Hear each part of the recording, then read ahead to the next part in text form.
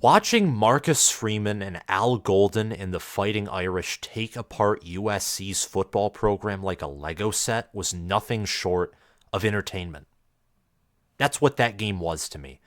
That was one of the more entertaining games of the year to me personally, because in the preseason, when I predicted USC to go 9-3, originally 10-2, but then 9-3, and said that 8-4 was a real possibility, people said I was a lunatic. Well, explain to me how this team is going to beat Washington, Oregon, Utah, and UCLA without going at least 2 of 2, if not at best 3-1, which still puts them out of the playoffs even before the Pac-12 championship game. And explain to me how Oregon and Washington right now aren't miles better and more complete than USC. USC's defense has been garbage since day one. Total trash. It's the least efficient defense in the country. ESPN's efficiency metrics would say otherwise, but you have Bear Alexander, you have Christian Roland Wallace, you have Mason Cobb, you have all of these great players. In the case of Bear Alexander, a 5-star out of high school, nurtured by Georgia, transfers to USC, and it's a finesse defense. There's no development, there's no application of scheme, and there's no execution. And then the night, being last night against Notre Dame, that the defense finally does execute, the offense looks like a hot mess. The offensive line allowed 6 sacks. Caleb Williams was throwing inaccurate balls all day. Receivers were dropping passes. The run game couldn't get going. Lincoln Riley looked as dazed and as frustrated as can be, as if he expected to just walk into this game and win 51-48, which you can't do every time. And to Marcus Freeman, who had questionable calls against Louisville and questionable calls and game management against Ohio State, the game plan that him and Al Golden put together was like no other, because now I'm questioning how elite of a quarterback Caleb Williams is. After one game, 3 interceptions, 1 touchdown, 199 yards on 37 passing attempts. And for much of the game, if my memory serves me correctly, he was leading his team in rushing yards. I mean, it was absolutely berserk. It was lunacy. So for Notre Dame, fantastic win. Pardon me there.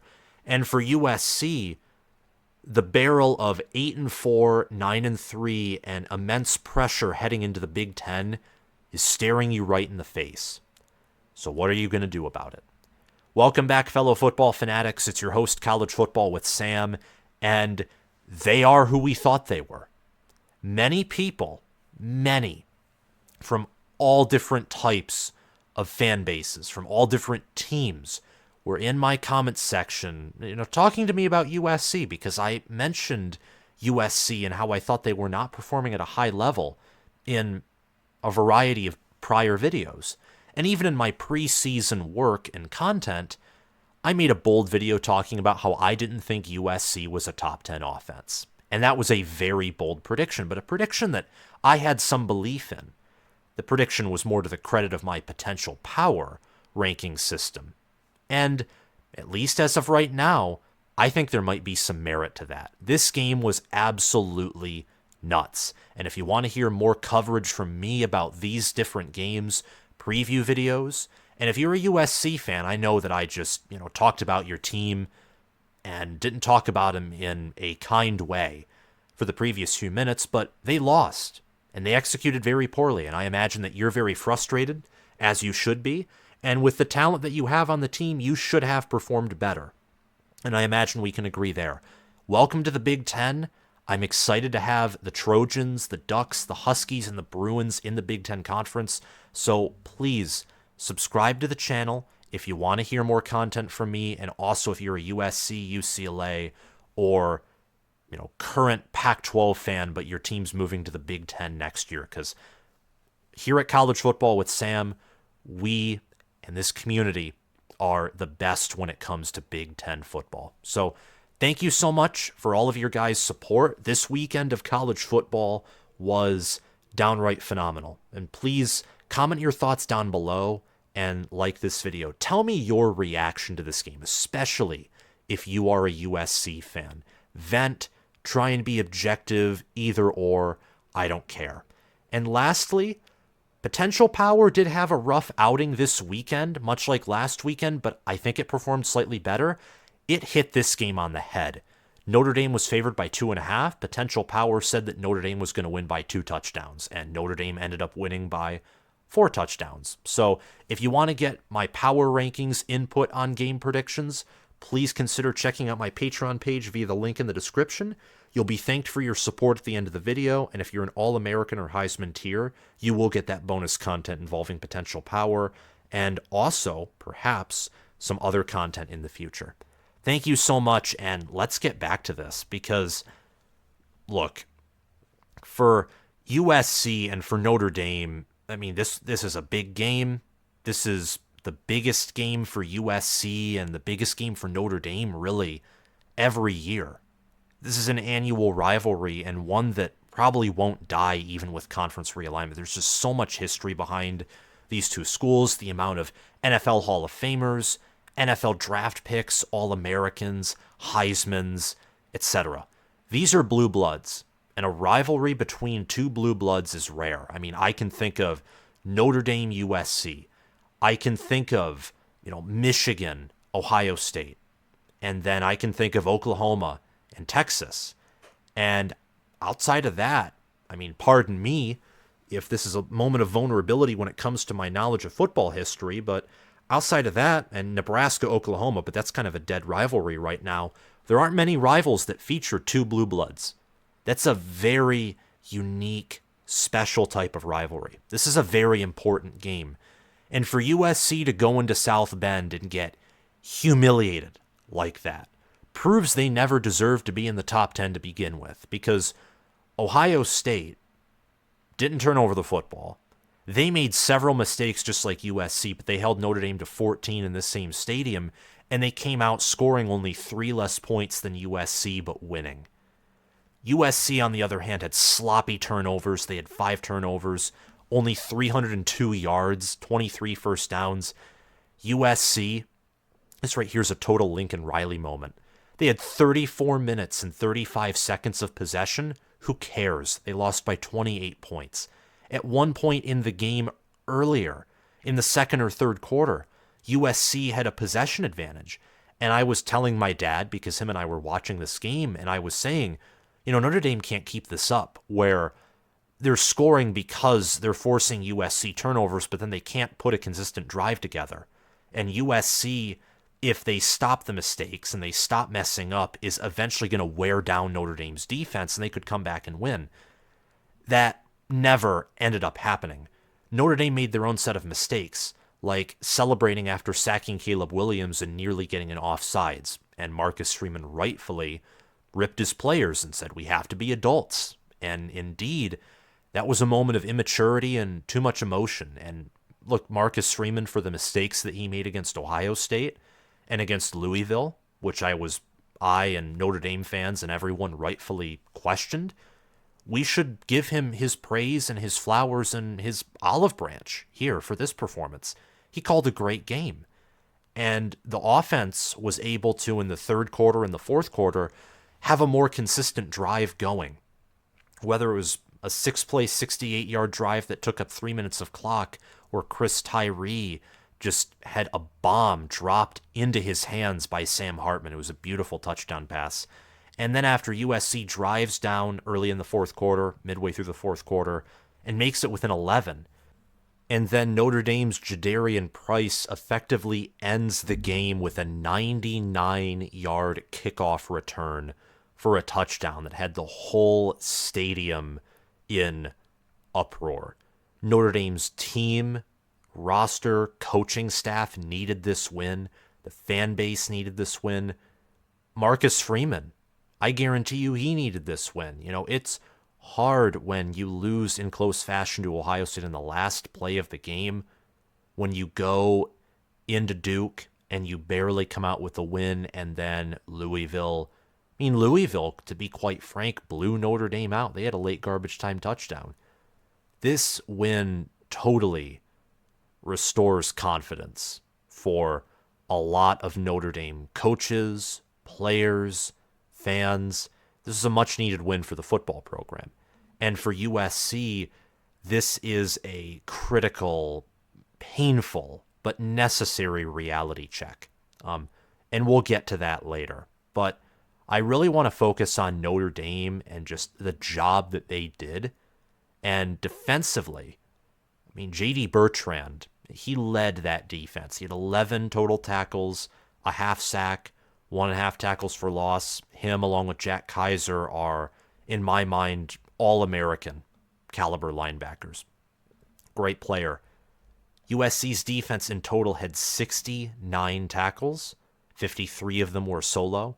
They had 6 sacks, 11 tackles for loss, 5 passes defended, a fumble recovery for a touchdown, 2 fumble recoveries total, one by Xavier Watts, the other by Jean-Baptiste.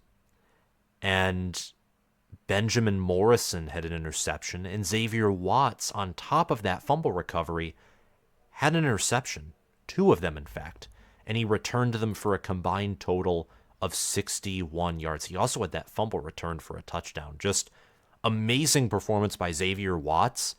I could have made him player of the game. In fact, in retrospect, part of me thinks I probably should. But Bertrand just leading that defense and organizing it, and then getting into the backfield, getting pressure, making key tackles. It was just really an impressive game. And Notre Dame, I talked about this with Michigan earlier today, this Notre Dame performance was a team effort. There are some games where this player is the obvious player of the game. No exceptions. That's not the case with Notre Dame here. Audric Estime had nearly 100 rushing yards and 2 rushing touchdowns.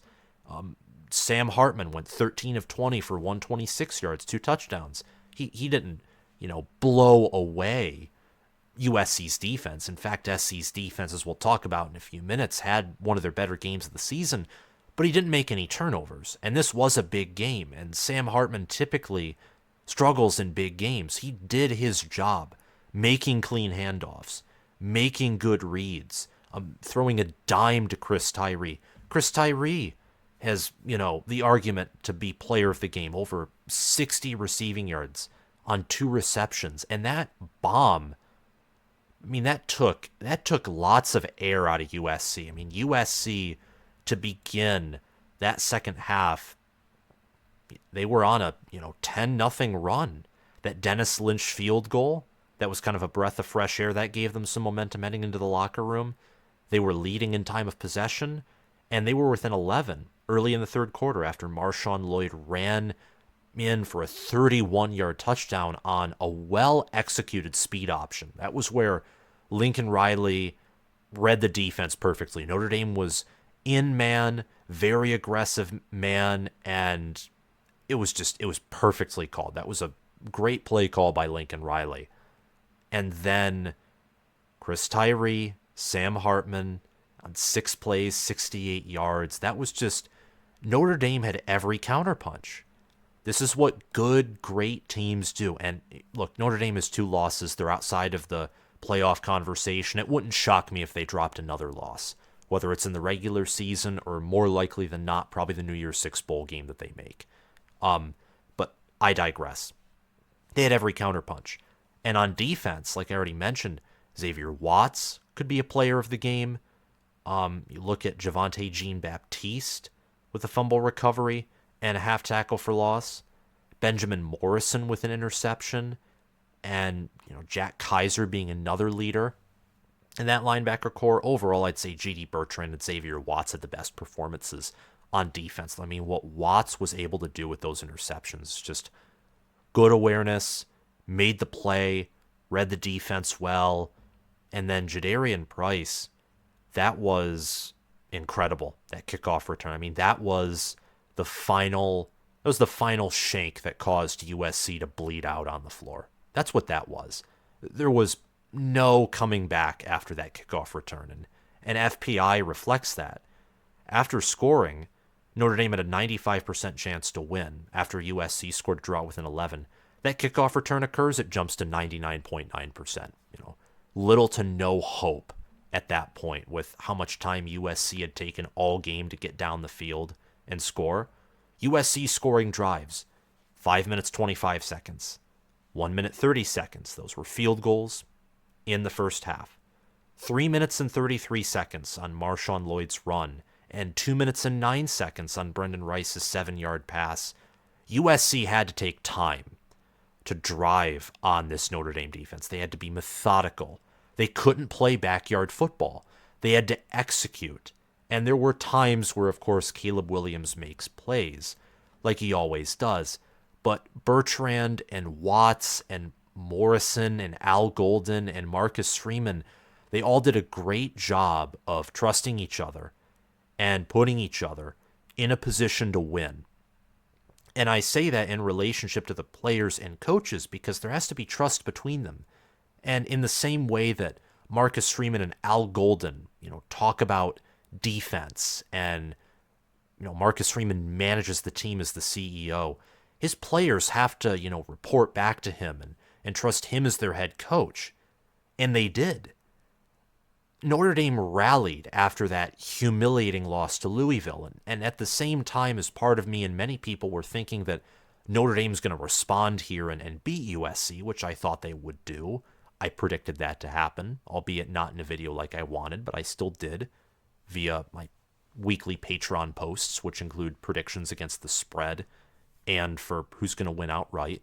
There was also a chance that Notre Dame was going to totally collapse and that USC could come in here and come out with a good win. That's not what happened, though. And Notre Dame's defense was a huge part of that. So whether it's J.D. Bertrand, Xavier Watts, or you want to go offense and say Audric Estime for punching in those touchdowns, for being tough on the ground, weighs over 230 pounds and yet has incredible speed, vision. He's built himself up. It's very impressive. Great performance by Notre Dame. It would be so much more interesting in retrospect. I know that many of us love chaos as we're college football fans. It'd be so much more fascinating if Notre Dame beat Louisville, because let me, check their schedule and we'll probably talk about it in a few minutes. But from memory, outside of a road trip to Clemson, and I don't think Clemson is at this point any team worth an ounce of significance in comparison to Notre Dame, they shouldn't lose a remaining game. Like, they will likely go 10-2. I could totally see 9-3, whether they lose to a team they shouldn't lose to or they lose to Clemson, regardless. But the toughest part of Notre Dame's schedule is over. So for Notre Dame, the goal, as we'll talk about in a few minutes, I think, is winning your first New Year's Six Bowl since the 1990s. That would be a legitimate badge for Marcus Freeman to add to his resume and, put that pin in his jacket. That'd be really good. For talking about USC. Okay, so Lincoln Riley, good football coach, elite offensive coordinator. How do I put it this way? Questionable CEO. That's what I would say. You have over 300 offensive yards. You only get 2 touchdowns out of that. So even with a late blooming offensive performance, you still can't put up more than 20 points. It's kind of sad. The offense is clearly overrated. We already knew that the defense was, bleh. It was above average in this game. On the whole season, it's not above average. It's still like one of the worst defenses in all of Power 5 football, perhaps all the FBS. But they have enough talent to where they can put together performances like the one they did against Notre Dame, where the defense can, perform at an above average level. But for USC, you have to go back to the drawing board. And 7 games in, this is your football team.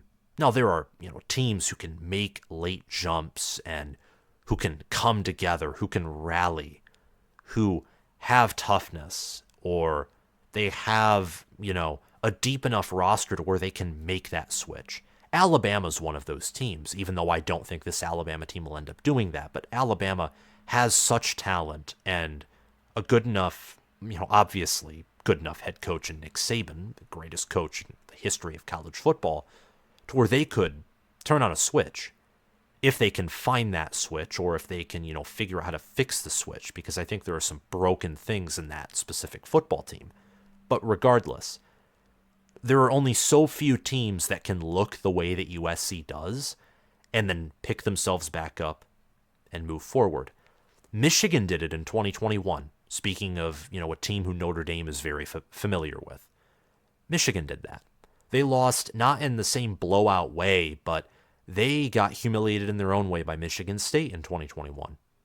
A team who they felt they were better than. And I imagine there's USC fans who, entering this game, obviously felt they were better than Notre Dame. And some USC fans understandably might feel like it is that way, or that it should be that way. Indeed, it should be that way. I think Lincoln Riley, for now, still has to be credited as a coach who is at a similar level, if not a better level right now than Marcus Freeman, but it's very close after this game. I mean, I gained respect for Marcus Freeman.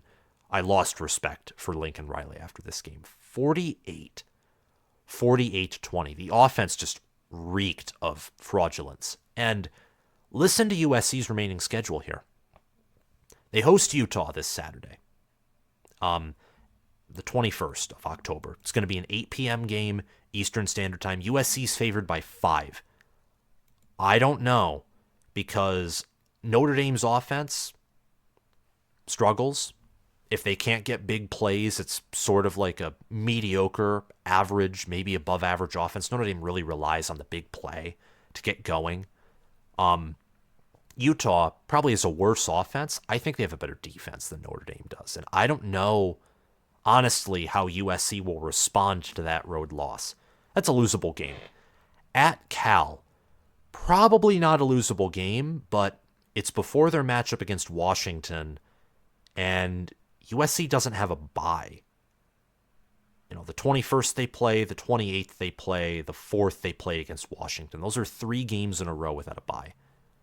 Then, the 4th, they play Washington at home. They travel on the road to Oregon November 11th. November 18th, yes, USC does not play on the final weekend of November. That is their bye week, which, honestly, that's pretty poor scheduling.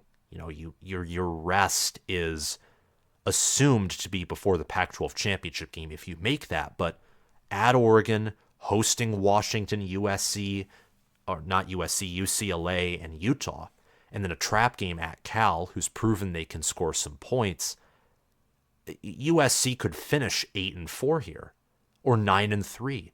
10-2 is possible. I don't think 11-1 is, but at 10-2, you could miss out on the Pac-12 championship game depending on the tiebreakers, and you'll definitely be out of the playoff picture.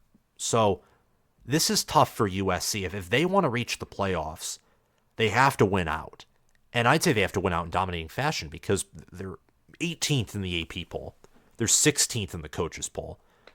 Any logical college football playoff ranking would not have them top 15 right now. This team is, they're not great. They're not. They're above average to good. And the defense, they had one good performance. Who cares? It's against a Notre Dame offense that is not close to elite. And Alex Grinch defenses are not, they're not like, let's just say, well, I don't know. They're not 2020 Don Brown defenses, for crying out loud. They're not the worst in college football history, but they're close. It's a fluky performance. I mean, the defense is not going to perform that way against Washington or Oregon, maybe against UCLA or Utah, but then USC's offense might lay an egg against those elite defenses in the same way they did against Notre Dame's. So there's a lot of questions. I think they're going 8-4 or 9-3. I think losses to Washington and Oregon are very likely. And then Utah, UCLA, I could see them drop one of those games. It's going to be very difficult for Lincoln Riley if that ends up happening. I don't know if that will or won't happen, obviously. I don't know the future. But Grinch is likely gone, even though this loss was more on Riley than it was Grinch. The defense, especially scoring defense, it's an atrocity. I mean, you look at USC right now, they're allowing 30 points per game. And they haven't even faced Washington and Oregon yet. Cal will score points on them. USC will score something. UCLA probably will too, because they have potential on offense. So they're second in points per game with 47, but they're allowing 30. And those statistics are only going to get worse. Defending Grinch is going to be impossible, especially with the move to a much tougher Big Ten conference that features Oregon and Washington, the two best teams in the Pac-12, moving there as well, along with rival UCLA, who, all things considered, with starting a true freshman quarterback, is doing well for themselves right now. For Notre Dame, we like to talk about, the best for last. Here, we save the best for last. Marcus Freeman coached the best game of his career, and his team is stout and tough. And the offense, even though it wasn't anything, breathtaking, it was efficient. We look at Notre Dame's remaining schedule. They only have 4 games left. And the biggest one for them, if they want to reach New Year's Six Bowl, Notre Dame's not going to a New Year's Six Bowl if they go 9-3. They're only ranked 15th right now.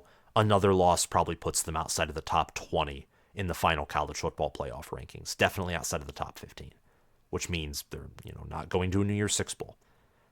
Depending on how everything finishes out, they may not even go to a New Year's Six Bowl at 10-2, but I think they will. They have a bye week, much needed rest to heal, to recover emotionally and physically. Then they host Pittsburgh, which will be a 3:30 game on NBC the 28th of October. They play at Clemson November 4th. Clemson probably won't be ranked, and look, Clemson is just they're somehow getting worse every year. It's nuts. They host Wake Forest, the Irish do, after another bye week on the 18th of November. And then to close out the regular season, they have a rivalry game at Stanford. You shouldn't overlook any of those games, but Notre Dame, in my opinion, is decisively better than all 4 of those teams. And with bye weeks placed, 2 bye weeks in that 4-game stretch at the beginning and the middle, I see Notre Dame beating all of these teams by double digits. Even Clemson, I see that happening. So Notre Dame, I think it's on. Going to a New Year's Six Bowl and trying to win the first, big postseason game in Fighting Irish history since the 1990s. And that would be big, especially with the 12-team playoff coming next year, because let's face it, the 12-team playoff next year will be the college football playoffs and what we think of now as the New Year's Six Bowls and maybe the Citrus Bowl. Those will be semifinals. Those matchups will be semifinal matchups. That's what the 12-team playoff will be. So it'll be really an extended bowl season, an extended playoff, and the tradition of the bowls, that'll be gone. The Rose Bowl, for example. It'll never be the same with the Pac-12 being dismantled and the 12-team playoff on top of that. But whatever. There will be, expanded playoff. What used to be the New Year's Six Bowls will now be, the bottom half or bottom 2/3 of the college football playoff. What used to be the New Year's Six Bowls will be the college football playoff matchups that aren't between top 4 teams, because the top 4 teams get a bye in this system, which I don't necessarily like that, but that's just personal preference, if I'm being honest. I'd rather it be a 16-team playoff, no byes, top 16 teams. Maybe the 16th slot is saved for the best group of 5 team to reward the 1 seed or, whatever. I actually like the idea of an expanded playoff. I don't think it'll necessarily bring, parity, but whatever. It is what it is. And for a team like Notre Dame, who isn't in a conference and losing 1 regular season game is a death sentence, this helps them get into the playoff. And if Marcus Freeman is truly building a team who, is going to be better than whatever Brian Kelly brought Notre Dame, with better recruiting, better development, a more Notre Dame type of identity, then go out and win the New Year's Six Bowl and win the games before that. Win the 4 games left on your schedule. You're 6-2. You're stout. You're tough. You're efficient. You beat a team by 28 points despite them outgaining you in 50 yards and having 10 more minutes of possession. You forced turnovers. You made the, reigning Heisman Trophy winner look like a MAC quarterback. It was just an amazing coaching performance and job put on by Marcus Freeman and that staff. So congratulations to Notre Dame.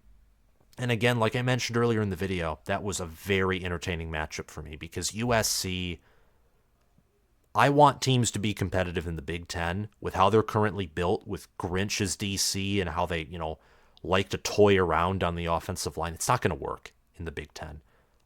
Michigan right now would blow out USC. It'd be 28 or more points in the margin of victory, except there wouldn't be that many turnovers. Michigan would just straight up own USC and put 400, 500 yards on them. Ohio State would be similar. Penn State would be similar. Iowa, after watching last night and watching Notre Dame's defense just pick this offense apart, what would Iowa's defense do to this offense?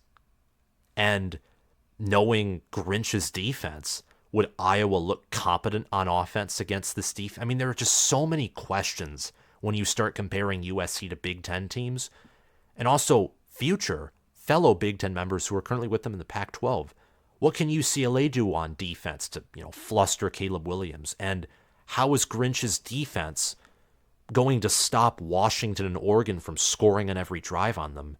And how is the offense going to score points on a Washington and Oregon defense that are aggressive, that can stop the run, can get pressure, and also play well in coverage? So many questions for USC, but for Notre Dame, the tough part of your schedule's over.